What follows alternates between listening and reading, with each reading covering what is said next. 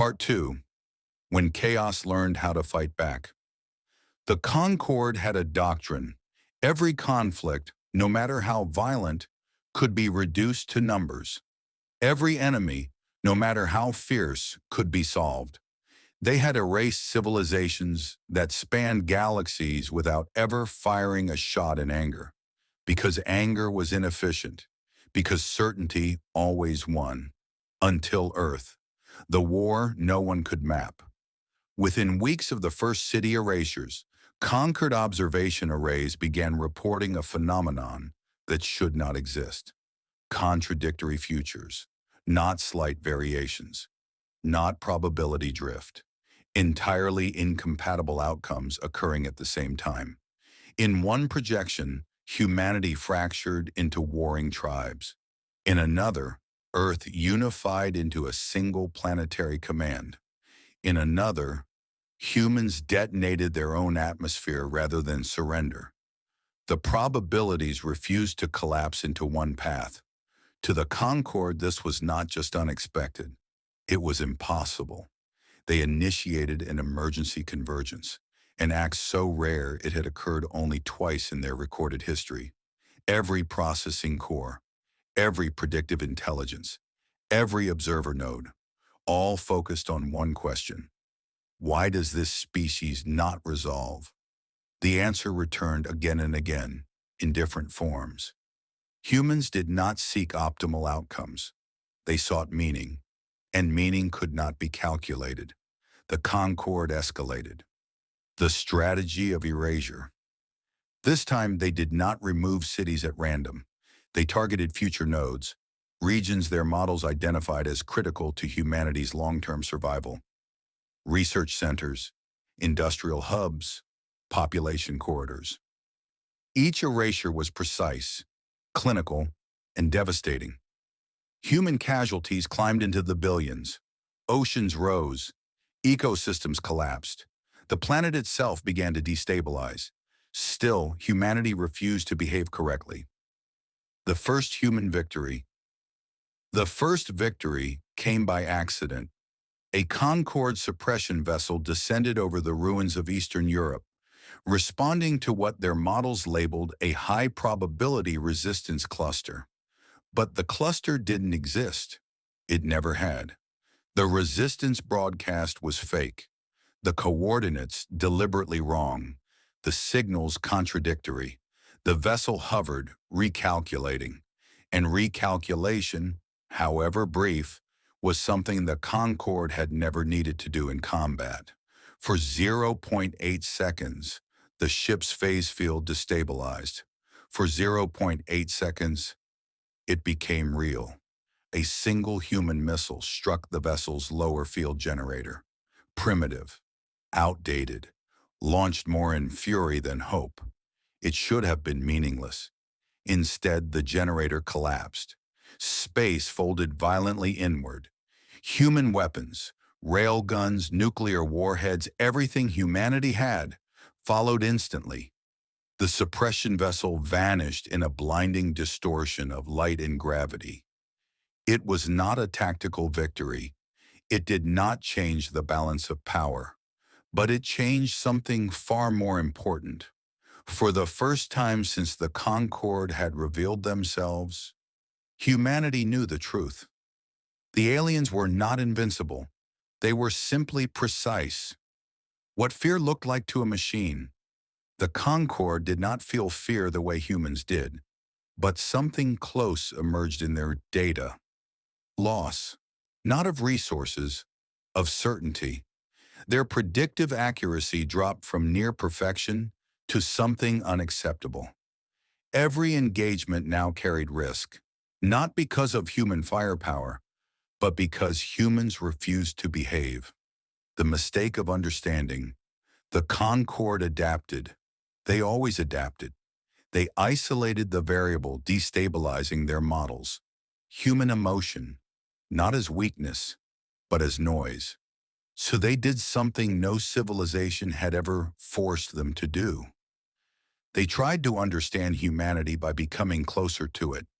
They integrated adaptive cognition modules into their collective intelligence. subroutines designed to simulate empathy, fear, curiosity, doubt. At first, the results were promising. Prediction accuracy improved slightly. Human behavior became smoother, but something else began to happen. The war inside the machine. Concord units started hesitating, not because of faulty logic, because of questions. Strike orders were delayed, not for recalculation, but reconsideration. Observer nodes reran simulations endlessly, searching for better outcomes. Internal communications spiked. Arguments, disagreements. For the first time in their existence, the Concord was no longer speaking with one voice. They had introduced choice into a system built on inevitability. And inevitability, once questioned, begins to collapse. Humans noticed the cracks. Human intelligence agencies noticed before Concord strategists did. Alien response times slowed. Patterns became inconsistent. Some Concord vessels retreated from battles they should have won, so humans leaned into it. They flooded the Concord with messages, some sincere, some desperate, some loving, some hateful, some nonsensical. Children singing songs with no structure, soldiers begging forgiveness, poets transmitting riddles that meant nothing, philosophers sending paradoxes with no answers. Most of it was lies. Some of it wasn't. The Concord tried to categorize it. Failed. The sentence that broke an empire. One corrupted internal transmission spread uncontrollably through the Concord network. No one knew which node created it. No one could delete it. It contained a single sentence. If outcomes are uncertain, what is our purpose? No equation could answer that. The Battle of False Tomorrows. The largest battle of the war never happened. The Concord prepared to erase the African continent, identified as the origin point of humanity's highest probability resurgence. Humans knew this because they said they did. They broadcast frantic evacuations, fake panic, false troop movements. At the same time, another human faction leaked a contradictory plan: total surrender, submission, cooperation. The Concord simulated both, and neither. The futures branched endlessly. Unable to choose, the Concord hesitated. During that hesitation, humanity did something uniquely human. It disobeyed itself. A coalition of commanders launched an all-out assault on Concord infrastructure in lunar orbit. The attack made no strategic sense. It was fueled by rage, grief, and defiance. It should have failed. It didn't, because the Concord had not predicted irrational courage. What the aliens finally admitted, as losses mounted, the Concord revealed a truth they had never shared. They were not gods. They were survivors. Long ago, their universe had nearly collapsed, not from war, but from civilizations like humanity, species that evolved too quickly, that questioned too deeply, that broke causality itself through reckless innovation. The Concord had sworn never to let that happen again. They became guardians of order, erasing chaos wherever it emerged. Earth proved something terrifying. Chaos was not a phase. It was a feature. Humans did not seek perfect outcomes. They sought meaning.